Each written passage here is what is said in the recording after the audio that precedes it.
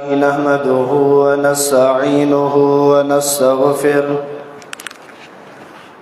ونعوذ بالله من شرور أنفسنا ومن سيئات أعمالنا من يهده الله فلا مضل له ومن يضلله فلا هادي له وأشهد أن لا إله إلا الله وحده لا شريك له وأشهد أن محمدا عبده ورسوله اللهم صل على محمد وعلى آل محمد كما صليت على إبراهيم وعلى آل إبراهيم إنك حميد مجيد اللهم بارك على محمد وعلى آل محمد كما باركت على إبراهيم وعلى آل إبراهيم إنك حميد مجيد أما بعد فإن خير الحديث كتاب الله وخير الهدي هدي محمد صلى الله عليه وسلم وشر الأمور كل محدثة بدعة وكل بدعة ضلالة وكل ضلالة في النار أما بعد فأعوذ بالله السميع العليم من همزه ونفخه ونفسه من الشيطان الرجيم بسم الله الرحمن الرحيم يا أيها الناس اتقوا ربكم الذي خلقكم من نفس واحدة وخلق منها زوجها وبث منهما رجالا كثيرا ونساء واتقوا الله الذي تساءلون به والأرحام إن الله كان عليكم رقيبا يا أيها الذين آمنوا اتقوا الله حق تقاته ولا تموتن إلا وأنتم مسلمون يا أيها الذين آمنوا اتقوا الله وقولوا قولا سديدا يصلح لكم أعمالكم ويغفر لكم ذنوبكم ومن يطع الله ورسوله فقد فاز فوزا عظيما اللهم رب اشرح لي صدري ويسر لي أمري واحلل عقدة من لساني يفقهوا قولي اللهم رب زدني علما اللهم رب زدني علما اللهم رب زدني علما سبحانك لا علم لنا إلا ما علمتنا إنك أنت العليم الحكيم وقال الله تبارك وتعالى في القرآن المجيد والفرقان الحميد يريدون أن يطفئوا نور الله بأفواههم ويأبى الله إلا أن يتم نوره ولو كره الكافرون وقال الله تبارك وتعالى في مقام الآخر يريدون ليطفئوا نور الله بأفواههم والله متم نوره ولو كره الكافرون हर किस्म जी हमदई सना वदाई वाखान किबरियाई अज़मत जलालत अकेले अल्लाह वहदहु ला शरीक मअबूद बरहक के जुगाए जेको हिन सारे संसार कायनात जो अकेलो खालिक मालिक राज़िक वहदहु ला शरीक मअबूद बरहक उनका पोइ लातादाद अणगणिया बेहिसाब दुरूद ऐं सलाम हुजन इमामुल अंबिया इमामुल अतकिया इमाम हुदा खातमुर रुशुल खातमुर रसूल व खातमुन नबिय्यीन इमाम मुज्तबा अहमद मुस्तफ़ा मुहम्मदुर रसूलुल्लाह सल्लल्लाहु अलैहि व आलिहि वसल्लम जिनकी ज़ात मुक़द्दस है जंहिंखे अल्लाह रब्बुल आलमीन हिन पूरी कायनात जलाए रहबरो रहनमा बिलखुसूस इंसान और जिन जलाए हादी और मुर्शिद रहमत लिल आलमीन बनाए कर मबूस फरमाए। वाजिबुल एहतराम मुअज़्ज़ज़ सामीन किराम, अज जे खुतबा जुमातुल मुबारक जो उन्वान ऐं मौज़ू रमज़ान जे इख्तिताम सां ऐं इस्लाम कीअं फैलियो, इस्लाम जी मुखालिफ़त कंहिं कंहिं कई, इन मौज़ू ते मबनी आहे। रमज़ानुल मुबारक पंहिंजे अॼु आख़िरी ॾींहं ते पुॻो आहे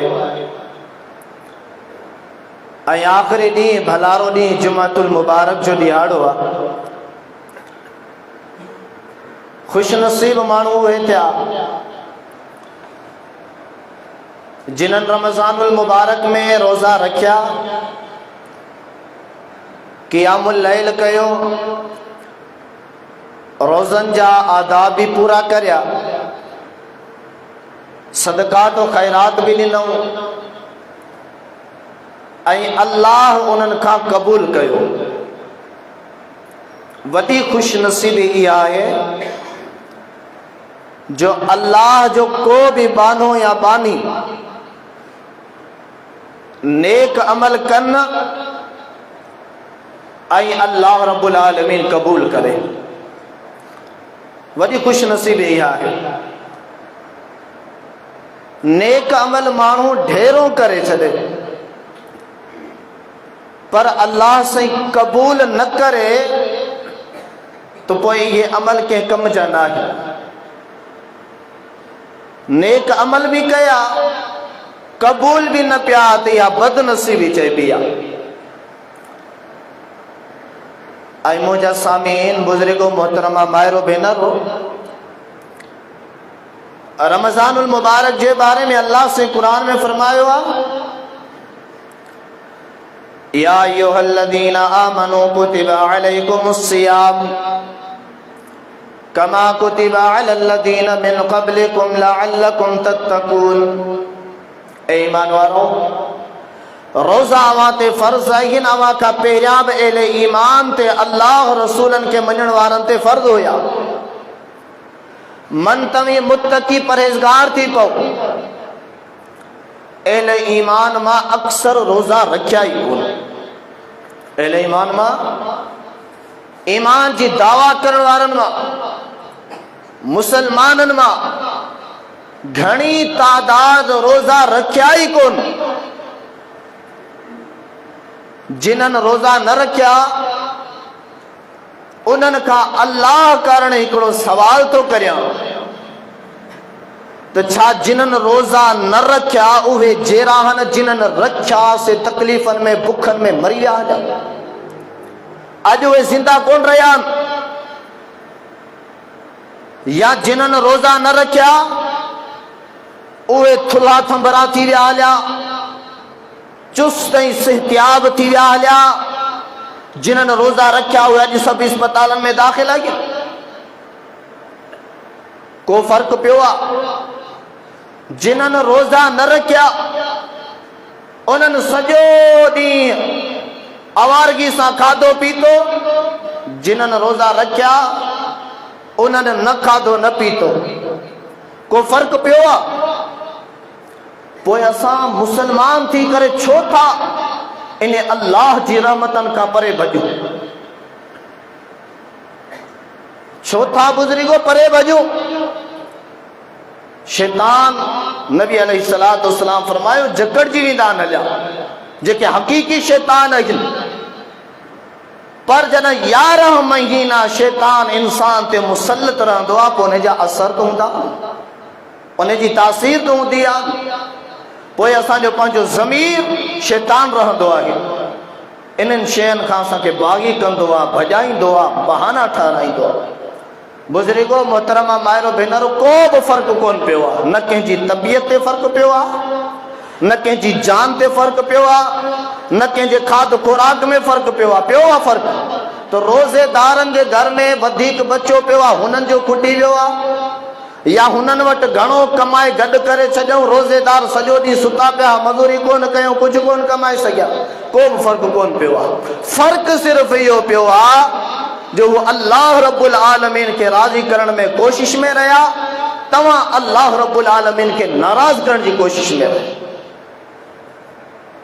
फरमाई लअल्लकुम तत्तकून, रोज़ो रखण जी बरकत ई आहे त तव्हां मुत्तकी परहेज़गार थी पओ। मुत्तकी परहेज़गार जी माना हरगिज़ इहा न आहे त तव्हां सिर्फ़ रोज़े जी हालत में गुनाहनि खां बचो, रोज़ा जीअं ख़त्म थियनि, शाम जो इफ़्तार कयूं तॾहिं बि गुनाहनि में, सॼी राति गुनाह में गुज़रे, या रमज़ान ख़त्म थिए त बाक़ी 11 महीना वरी गुनाहनि में गुज़रनि।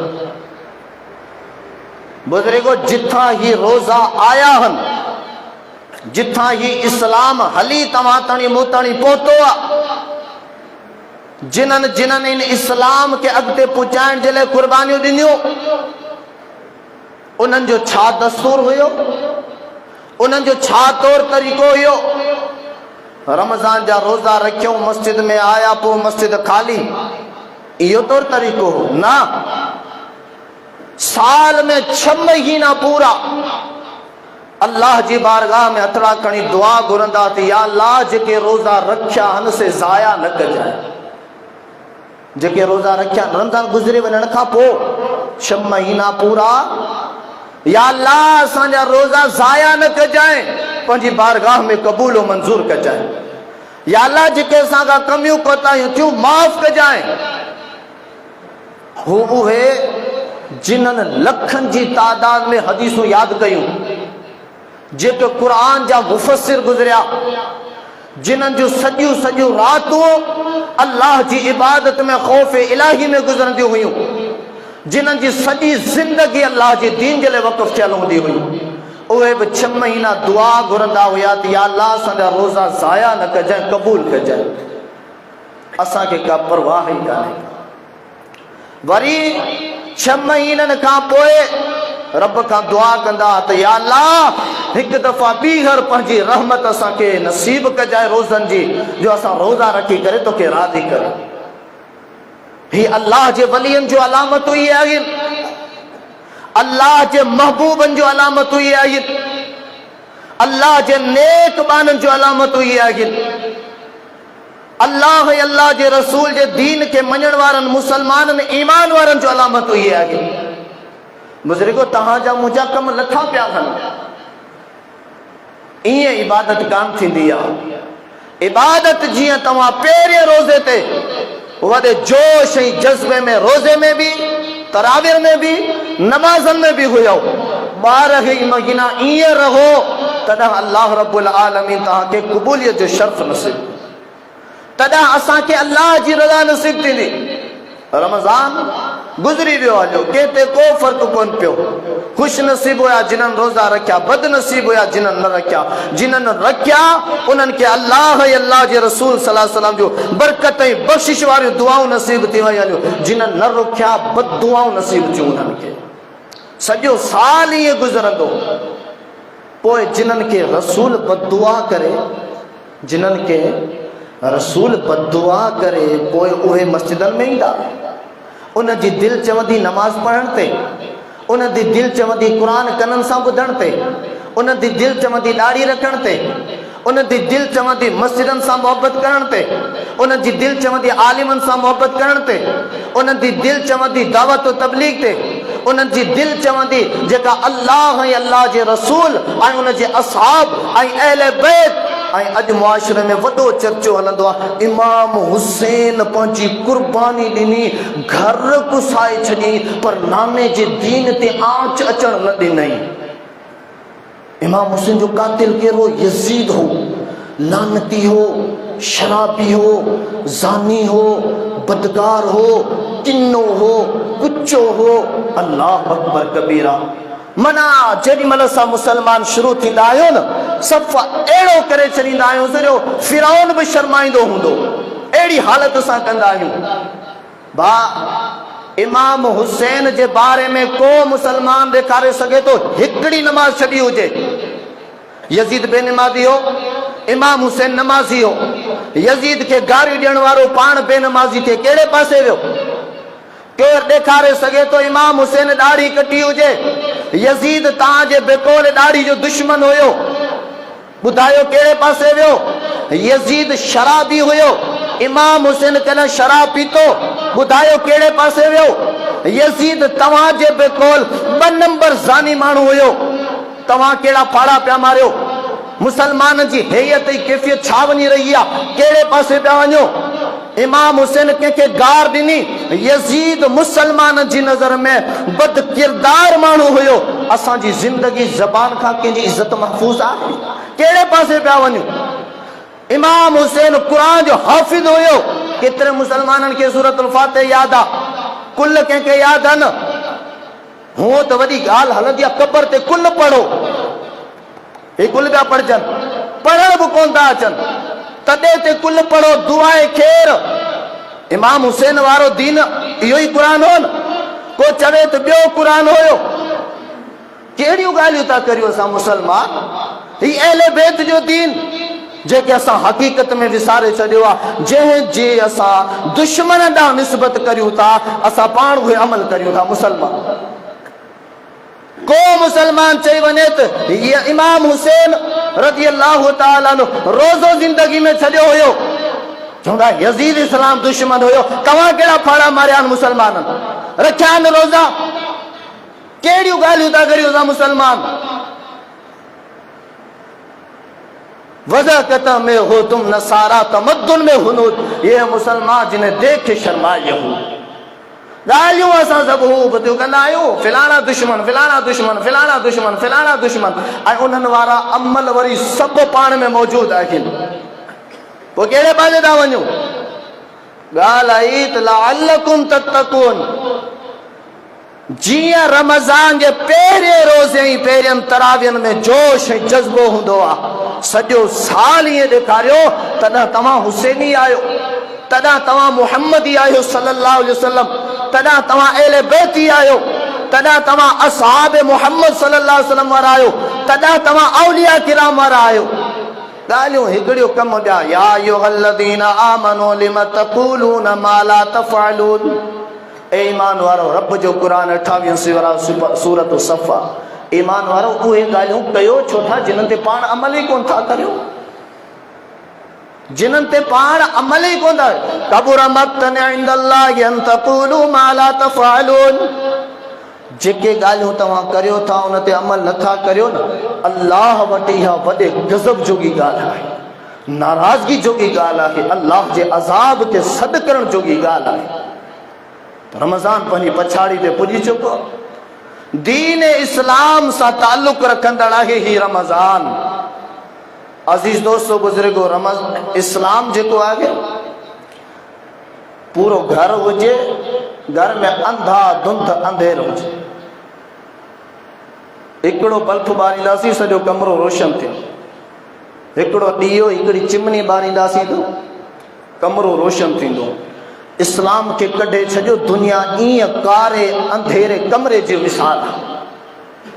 जीअं नबी पाक सल्लल्लाहु अलैहि वसल्लम जिन मिसाल ॾिनो ज़िंदा माण्हू ऐं मुर्दार माण्हू जो, त ज़िंदा माण्हू उहो आहे जेको अल्लाह जो ज़िक्र, अल्लाह जी बंदगी में इबादत गुज़ारे थो, उहो ज़िंदा माण्हू आहे। ऐं ॿियो माण्हू ज़िंदा बि आहे पर अल्लाह जे ज़िक्र में, अल्लाह जे दीन मुताबिक़, अल्लाह जी इबादत में ज़िंदगी नथो गुज़ारे, उन जो मिसाल ऐं क़ब्र में दफ़न थियल माण्हू जो मिसाल ॿिन्ही जो बराबरि मिसाल आहे, ॿिन्ही जो बराबरि मिसाल आहे। हाणे तव्हां मूंखे ॿुधायो, जंहिं माण्हू खे पाण पंहिंजे हथनि सां दफ़न करे अचूं था, छा उहो नमाज़ पढ़ंदो हूंदो? छा उहो क़ुरान जी तिलावत कंदो हूंदो? छा उहो मस्जिदनि ताईं पहुचंदो हूंदो? छा उहो रोज़ा रखंदो हूंदो? क़ब्र जे दफ़न करण खां पहिरियां जे मरहलनि ते गौर कयो, साह निकिरी वियो, हलियो, मैयत आहे, मुर्दो आहे, बेवस ऐं लाचार आहे। हाणे गुसल बि उनखे तव्हां ॾियारींदव, कफ़न बि तव्हां पाराईंदव, कुलनि ते खणी करे तव्हां पाण उनखे क़ब्र जे खॾे ताईं पहुचाईंदव, वगरना बेवस ऐं लाचार। नबी पाक सल्लल्लाहु अलैहि वसल्लम फरमायो जेके बा जिंदा माण्हू आहिनि हयाती में मौजूद आहिनि दुनिया में मौजूद आहिनि हिकिड़ो अल्लाह जो ज़िक्र कंदड़ आहे अल्लाह जी इबादत बंदगी में ज़िंदगी गुज़ारींदड़ आहे हक़ीक़ी ज़िंदगी वारो माण्हू उहो आहे ॿियो ज़िंदा बि आहे साहब अथसि हले फिरे पियो खाए फिरे पियो पर अल्लाह जी बंदगी में न आहे सम्झो त मोल में ऐं हिन में को फ़र्क़ु ई कोन्हे इस्लाम भी इहा इस्लाम के दुनिया में कढे छो मेटे छो ही सॼी दुनिया तव्हां के अंधेरी नज़र ईंदी ऐं इस्लाम जे अचण खां बाद में दुनिया में इन इस्लाम जा सब खां पहिरियां दुश्मन केर थिया दुश्मन केर थिया अल्लाहु अकबर कबीरा ऐं पोइ उन्हनि दुश्मननि जा नतीजा छा निकिता कामयाबियूं सेज कंबल हार सिंगार गुलदस्ता इनाम एवार्ड कदा बि न अल्लाह जी नज़र में भी ज़लील थिया पंहिंजनि जी नज़र में भी ज़लील थिया परावनि जी नज़र में भी ज़लील थिया अल्लाह जी दीन जा दुश्मन जेके भी क़ौमूं अॼु ताईं हलाक ऐं तबाह थियूं आहिनि जेके भी क़ौमूं अॻे नबियनि जे दौर में या मोहम्मद रसूलुल्लाह सल्लल्लाहु अलैहि वसल्लम जे दौर में या मोहम्मद रसूलुल्लाह सल्लल्लाहु अलैहि वसल्लम खां बाद में अॼु ताईं जेके भी क़ौमूं तबाह थियूं आहिनि उहे इस्लाम दुश्मनी जे करे तबाह थियूं आहिनि मदारिस दुश्मनी जे करे मसाजिद दुश्मनी जे करे उलमा जी दुश्मनी जे करे तबाह ऐं बर्बाद थियूं आहिनि पोइ उहे मुनाफ़िकनि जूं टोला हुजनि क़ौमूं हुजनि काफ़िरनि जो हुजनि या मुसलमान जूं क़ौमूं छो न हुजनि नबी पाक सल्लल्लाहु अलैहि वसल्लम का पहिरियां जेके भी नबी आया उन्हनि जे दौर में जेके भी तक़रीबन क़ौमूं तबाह थियूं सभु काफ़िरनि जूं थियूं सभु काफ़िरनि जूं थियूं अंबिया आया अंबिया चयो त असां अल्लाह जा पैगंबर थी आया हूं अल्लाह जा रसूल थी आया हूं अल्लाह जा नुमाइंदा थी आया हूं अल्लाह जो दीन खणी आया हूं अल्लाह जो दीन खणी आया हूं इनके पढ़ो इनके समझो इन ते अमल करियो पंहिंजी ज़िंदगी मुताबिक़ गुज़ारियो तव्हां दुनिया में भी कामयाब थींदव आख़िरत में भी कामयाब थींदव पर जिन्हनि जे मुक़द्दर में जिन्हनि जे नसीब में हिदायत और रुश्द इस्लाम जी रोशनी ऐं इस्लाम जो नूर लिखियल हुयो अल्लाह रब्बुल आलमीन उनके हिदायत नसीब कई पर जेके पंहिंजे खानदान जे दबदबे ते पंहिंजे खानदान जे भउ ते पंहिंजी चौधराइब जी हेबत ते पंहिंजी दौलत जी अना ते पंहिंजी क़ौमी असबियत जी फनकारी ऐं दादागिरी ते उथिया उन्हनि अंबिया सां मुहादा टिकाया उन जो नतीजो छा थियो अल्लाह से उन्हनि खे तबाह ऐं बर्बाद करे हज़रत नूह अलैहिस्सलातु वस्सलाम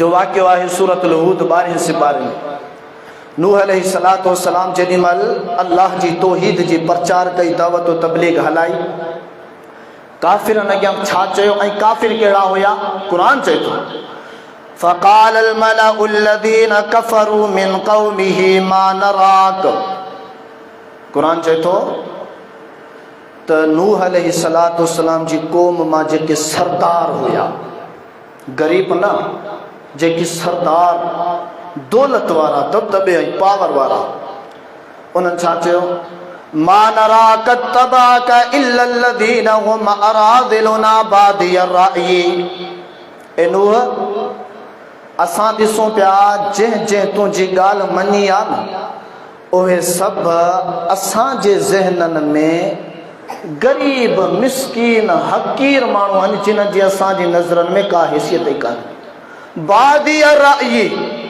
ॿाराड़ी वारा जेके अबोझ आहिनि अबोझ उन्हनि इस्लाम क़बूल कयो आहे उन्हनि तोखे नबी मञियो आहे उन्हनि तोखे पंहिंजो अल्लाह जो नुमाइंदो मञियो आहे असीं तोखे मञियो ई कोन था बल्कि बल नज़ुन्नुक मिनल कादिबीन असां त तोखे सम्झूं था त तूं कूड़ो आहे अंबिया खे बि कूड़ो चयो सरदारनि चयो ऐं अंबिया खे इज़त ॾिनी ग़रीबनि मिसकीननि ॾिनी फ़क़ीरनि इज़त ॾिनी अंबिया अलैहिमुस्सलातु वस्सलाम जिन खे अल्लाह ताला उन क़ौम खे तबाह ऐं बर्बाद कयो उन खां पोइ अॻिते अचे हूद अलैहिस्सलाम वइला आदिन अखाहुम हूदा।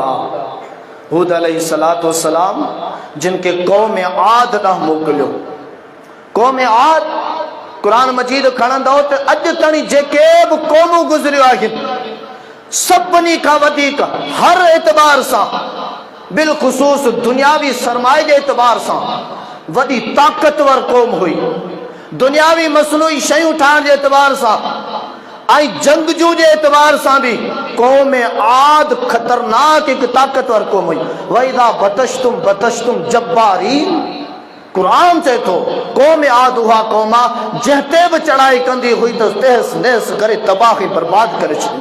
कॾहिं बि क़ौम आद जंहिं सां बि जंग कई, जंहिं सां बि मुहादो अटकायो, कॾहिं बि उन खां शिकस्त कोन खाधई।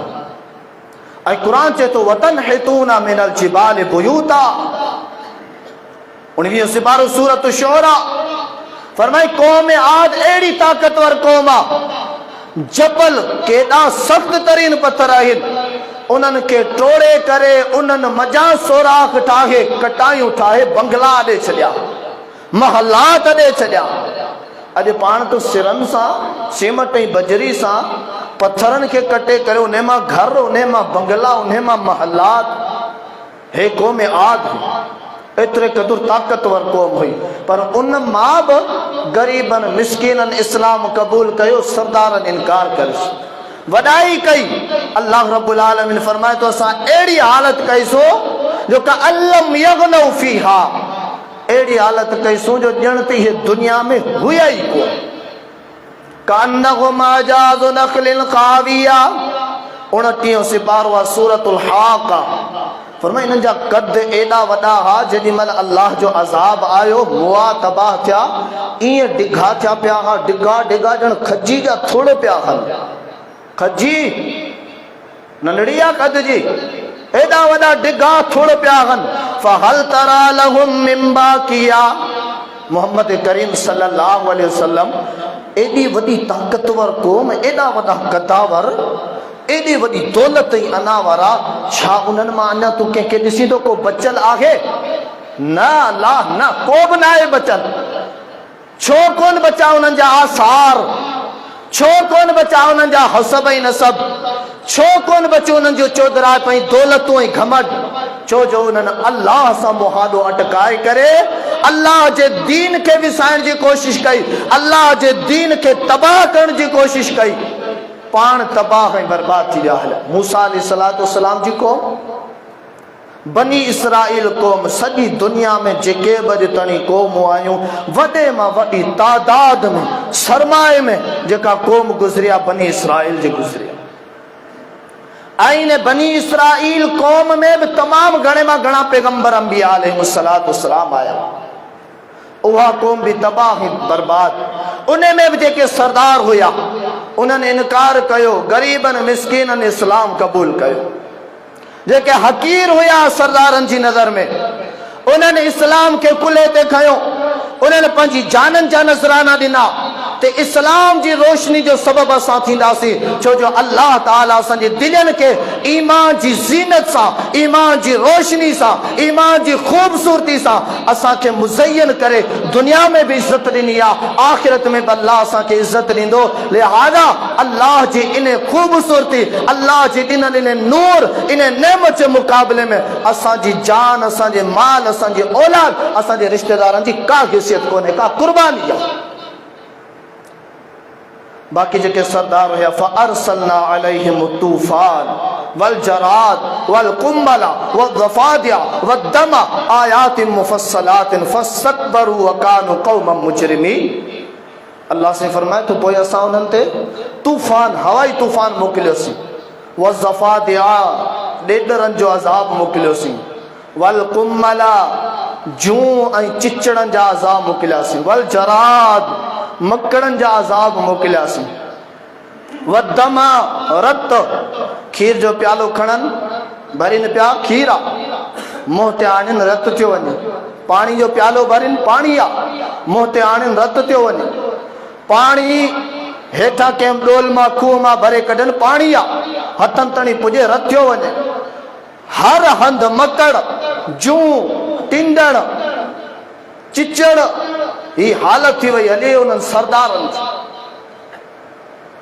अल्लाह जे प्यारे पैगंबर सल्लल्लाहु अलैहि वसल्लम जी दुआ न हुजे हा न, अज जेके असां मुसलमान फनेखानियूं करियूं था, फनकारियूं करियूं था, असांजो भी शिकिलियूं बिगड़ी वञनि, तबाही ऐं बर्बादी ॾिसूं हा। असां घटिताई न कई आहे मुसलमाननि, गुनाह त हर तरह जो गुनाह करियूं, पर इस्लाम के बिगेड़न में, इस्लाम जी तबाही में भी मुसलमानन के किस्म की का कसर न छड़ी आ।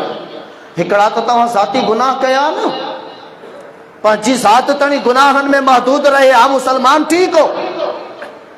जो गुनाहगार हो पंहिंजी ज़ात तणी हुयो, पर मुसलमान अगते वधियो, मदारिस उलमा इस्लाम जी दुश्मनी में, इस्लाम के खत्म करण जी दुश्मनी में मुसलमान के किस्म की का कसर न छड़ी आ।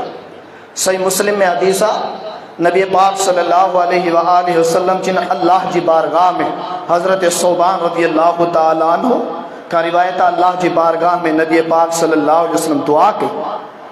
नबी पाक सल्लल्लाहु अलैहि वसल्लम फरमाइन था त अल्लाह ताला मुझे लाए सॼी दुनिया जी ज़मीन के लपेटे करे थोड़ी मिकदार में सामू रखियो, थोड़ी मिकदार में सामू रखे।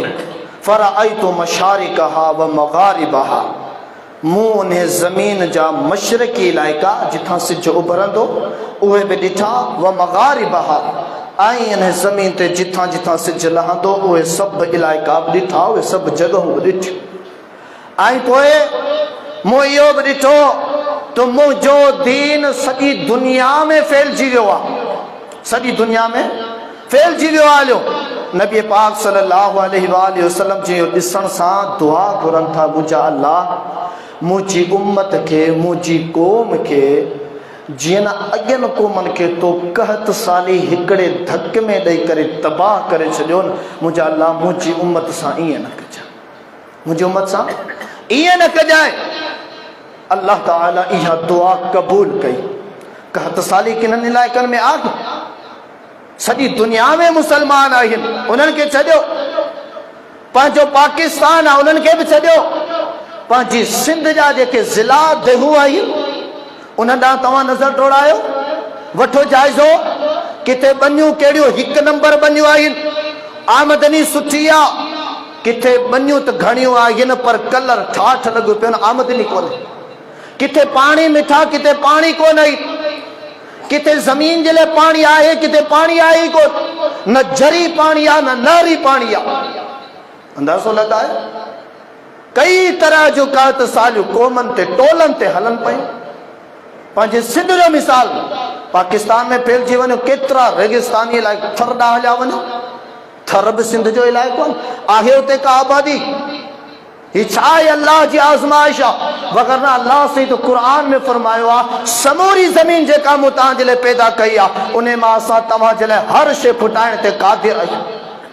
अल्लाह ताला फुटाइण ते बि क़ादिर आहे, तो रोकण ते बि क़ादिर आहे, पंहिंजे लक्षणनि आमालनि ऐं करतूतनि। अल्लाह अकबर कबीरा। नबी पाक सल्लल्लाहु अलैहि वसल्लम भी दुआ कई तो मुंहिंजा अल्लाह मुझी कौम ते हुक्मरान, सरदार, पोतार, दुश्मन, काफिर, गैर मुस्लिम मुसल्लत न कजाए। अल्लाह रब्बुल आलमीन चयो तो मुझा नबी मूं इहा दुआ भी कबूल कई आहे, पर छा, पर दुश्मन गैर मुस्लिम इन्हनि जे मथां हुक्मरान कोन थींदो।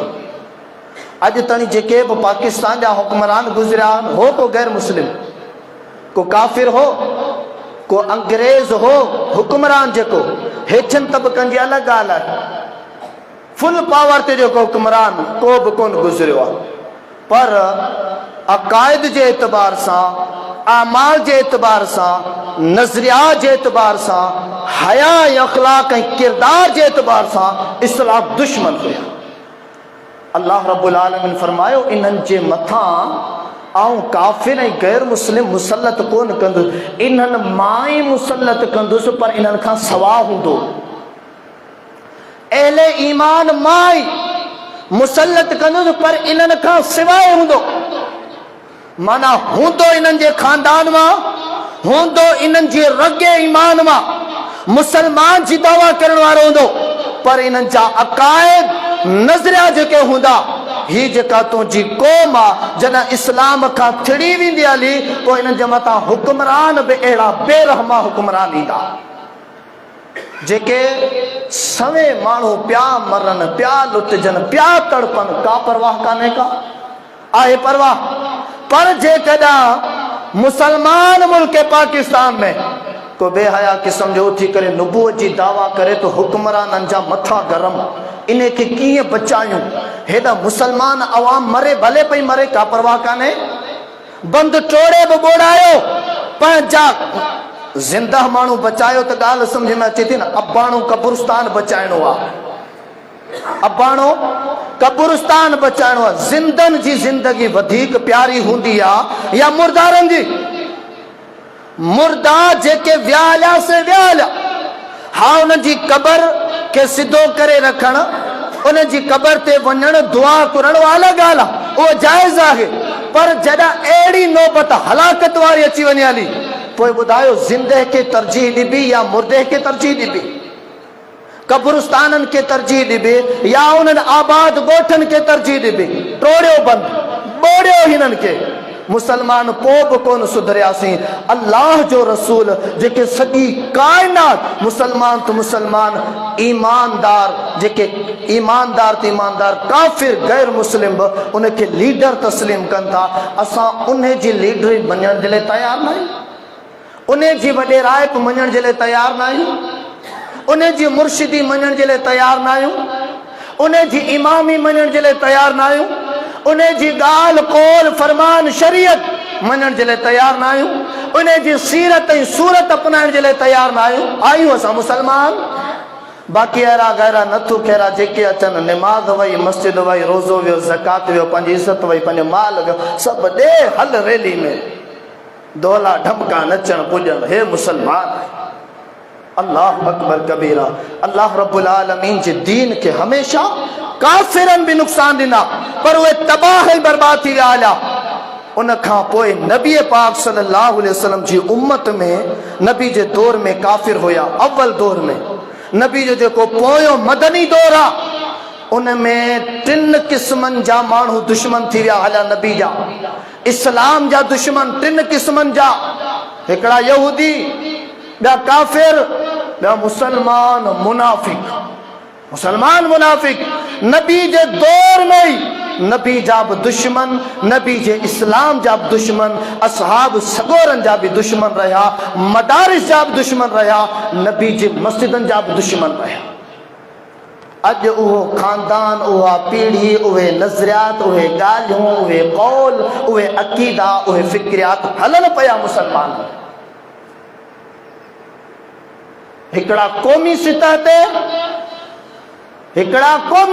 ते ॿिया जमायती गिरोही सतह ते ॿिया वरी पंहिंजो इंतज़ामिया में पंहिंजी मस्जिद में रोब वॼाइण जे सतह ते इमामनि जा भी दुश्मन हाफिज़नि जा दुश्मन आलिमनि जा दुश्मन मस्जिदनि जा दुश्मन अल्लाह अकबर कबीरा सलाहुद्दीन अय्यूबी रहमतुल्लाहि अलैहि जे दौर में जंहिंमहिल सलाहुद्दीन अय्यूबी ईसाइनि सां जंग जोटी ईसाइनि सां गॾु यहूदी बि गॾिजी पिया मुसलमाननि खे मारे करे ख़तमु करणो आहे ॻाल्हि हिते बसि थी न सलाहुद्दीन अय्यूबी जी जेका फ़ौज हुई उन फ़ौज में भी सलाहुद्दीन अय्यूबी जा कातिल निकिता उन जा कातिल निकिता जेॾीमहिल सलाहुद्दीन अय्यूबी के ॿुधायो वियो बल्कि एतिरे हद ताईं सलाहुद्दीन अय्यूबी पंहिंजे कमरे में सुतल हो पंहिंजी क़ौम जा जेके वॾा वॾा जर्नल ऐं कर्नल जेके थींदा आहिनि न उहे लही आया कमरे में सलाहुद्दीन अय्यूबी खे ख़तमु करण जे लाइ इन हिकिड़े खे ख़तमु कयो बाक़ी उम्मत छा कंदी छो जो लीडर त लीडर हूंदो आहे न बाक़ी अवाम के कुटे मारे चुप कराए वेंदासीं सलाहुद्दीन अय्यूबी के अली बिन सुफियान खास माण्हू हुयो सलाहुद्दीन अय्यूबी जो वफ़ादार माण्हू हुयो केर अली बिन सुफियान ए मुसलमान वीचारा ॻाल्हि कनि सुफियान नबी जे आल जो दुश्मन हुयो मुआविया दुश्मन हुयो उन खां बाद में ई वॾी दास्तान आहे ये तव्हांखे नाला ॿुधायूं न अहले बैत न, इहे सॼा जेके ज़ुल्मनि वारी कहाणी आहे उनजे गुज़रण खां पोइ बि उन्हनि सां रिश्तेदारियूं बि कयूं, उन्हनि सां रिश्तेदारियूं बि कयूं, उन्हनि जे नालनि जा नाला बि रखिया ऐं इस्लाम जे लाइ क़ुर्बानियूं बि ॾिनियूं। इहा ॻाल्हि अलॻि आहे। अली बिन सुफियान चए थो सलाउद्दीन पंहिंजी फ़ौज मां दुश्मन थी विया अथई, पंहिंजा मुसलमान दुश्मन थी विया अथई। मुंहिंजो मशवरो तोखे इहो आहे त हाणे महिरबानी करे जंग खे पोइ ते कर, न त पाण नुक़सानु खाईंदासीं। पंहिंजनि मां कारियूं रिढियूं निकिरी पियूं आहिनि न। ऐं सलाहुद्दीन अयूबी को हुकुमरान, दुनियावी लालच वारो हुकुमरान कोन हुयो। इस्लाम जो हिकिड़ो सिपह सालार गुज़रियो आहे, क़ाइद ऐं लीडर गुज़रियो आहे, इस्लाम जो चौकीदार गुज़रियो आहे। अल्लाहु अकबर कबीरा। सलाहुद्दीन अयूबी रहमतुल्लाह अलैह जवाब ॾियनि था, अली जंग में मज़ो त हाणे थींदो न, जंग में मज़ो हाणे थींदो, गैर दुश्मन त गैर हूंदो आहे। जंग में मज़ो हाणे थींदो जो पंहिंजा बि ज़ाहिर थी पिया आहिनि त कहिड़ा दुश्मन आहिनि कहिड़ा अच्छा। हिकिड़ा क़ौमी सितहनि ते मुखालिफ़त था कनि, ॿिया जमायती सितहनि ते, ऐं नंढड़ा नंढड़ा मामलात उथारे करे उन्हनि खे रंग ॾियणु, उन्हनि खे डंग करणु, ॿिए जी इज़त खे उछलाइणु। हे मुसलमान जो अहले ईमान जो ख़ैर ख़वाह जो पेशो न हूंदो आहे। अल्लाह जो क़ुरान फरमाए थो, युरीदून लियुत्फिउ नूर अल्लाहि बिअफ़वाहिहिम। अल्लाह फरमाए थो जेके बि मुखालिफ़ आहिनि, पोइ कहिड़े बि हिसाब सां जेके बि मुखालिफ़ आहिनि अल्लाह जो नूर खे विसाइणु चाहिनि था, पर अल्लाह जो नूर कोन विसंदो, अल्लाह जो नूर पूरो थी रहंदो। जमाते कराची होटल वारा जमायती बुज़ुर्गो मुंहिंजी ॻाल्हि कनि खोले ॿुधी छॾियो, जेके मर्द आहियो या माइरूं भेनरूं आहियो, अल्हम्दुलिल्लाह ही पंहिंजी मस्जिद तौहीद जो इंशाअल्लाह मर्कज़ आहे। तव्हां जो जेतिरे क़दुरु जज़्बो शौक़ ऐं जुस्तजू आहे, अञा इनखे वधायो, अञा इनखे वधायो। ही एतिरी महिनत क़ुरान सुन्नत जी रोशनी में इनजे करे तव्हांखे करिया, अञा इनखे वधायो। मस्जिद सां लगन कयो, मस्जिद सां मोहब्बत करियो, पंहिंजे घरनि में अंदरि क़ुरान जे। मूंखे ॿुधायो अॼु ताईं भला मूं जेके बि तक़रीरूं कयूं आहिनि, कहिड़ी ॻाल्हि तव्हांखे मूं ग़लति ॿुधाई आहे त तव्हां हया जो रस्तो किरास करे बेहयाई ॾांहुं वञो। को मुसलमान भाउ या का अमड़ चई वञे त साईं ही ॻाल्हि ग़लति कई हुई, ही ॻाल्हि झेड़े जी कई हुई, ही ॻाल्हि नफ़रत जी कई हुई, ही ॻाल्हि ज़ुल्म जी कई हुई, ही ॻाल्हि क़त्ल जी कई हुई, ही ॻाल्हि रिश्ते तोड़ण जी कई हुई। क़ुरान ऐं हदीस कॾहिं बि टोड़ण जी तबलीग नथो करे त आऊं कीअं थो करे सघां। त ही पंहिंजी मस्जिद हिकु तौहीद जो इंशाअल्लाह मर्कज़ आहे, ऐं इहो हिकिड़े कंहिं माण्हू जी ॻाल्हि सां कोन हलंदो। जेसीं ताईं तव्हांजो साथ न हूंदो, जेसीं ताईं शौक़ को मस्जिद या मुंह ते थोरो न करियो, अल्लाह सां मोहब्बत ख़ातिर, रसूलुल्लाह सल्लल्लाहु अलैहि वसल्लम जो उम्मती हुजण जे नाते सां वफ़ादारी ख़ातिर पंहिंजूं ग़लतियुनि जी इस्लाह कयो। पाण में कमियूं कोताहियूं थियनि थियूं, उनखे गॾिजी करे हल करियो। पंहिंजनि खे बि खटिके भई तो खुदारा होश कयो, पंहिंजो पाण खे संभालियो। माण्हुनि खां बर्दाश्त नथो थिए त कराची होटल एॾी छो पई वधे, कराची होटल ते एॾो कमु छो पियो थिए, कराची होटल ते एॾी जमायत छो पई वधे, ऐं कराची होटल वारो मौलवी ही आस पास में हेॾी जाखोड़ छो पियो करे, हेॾी जमायत छो पियो ठाहे। गैरनि खे त उहा ई तकलीफ़ थिए पई, पर पंहिंजा बि हाणे काबू में न पिया रहनि। त अल्लाह ताला जो ही नूर आहे दीन, सच्चाई अल्लाह ताला जी दीन जी रोशनी आहे। इहा कॾहिं बि कान दबदी जेसीं ताईं इंसान कोशिश में रहंदो आहे, जेसीं ताईं इंसान जी सिसी में साह रहंदो आहे। अल्लाह रब्बुल आलमीन खां दुआ आहे अल्लाह से अव्हां सभिनी खे इल्म, समझ, फिक्र ऐं अमल जी तौफ़ीक़ अता फ़रमाए। आमीन। व आख़िर दावाना अनिल हम्दुलिल्लाहि रब्बिल आलमीन।